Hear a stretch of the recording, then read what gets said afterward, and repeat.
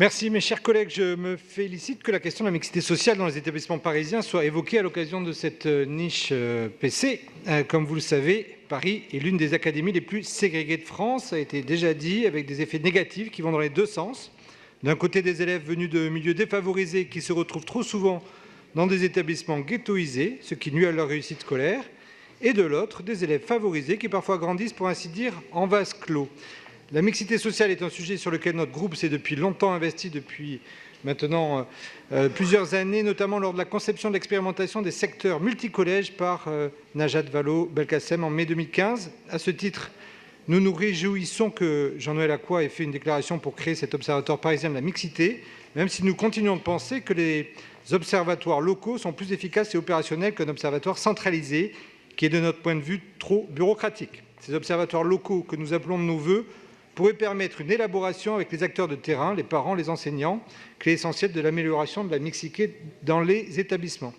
Cette élaboration appelle plusieurs remarques de la part de notre groupe. Premièrement, comme vous le savez, il y a 4 catégories de collèges et les moyens sont attribués selon ces catégories. La modulation des dotations en fonction de la composition sociale des établissements est du ressort de l'académie depuis bien longtemps.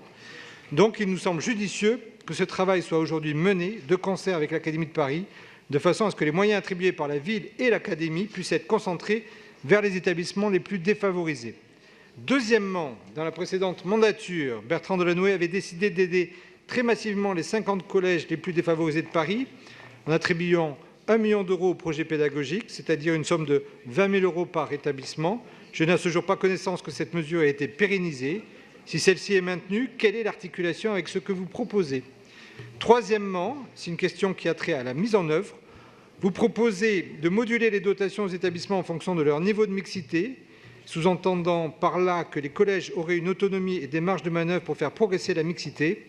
Or, c'est le département de Paris qui décidait des périmètres scolaires.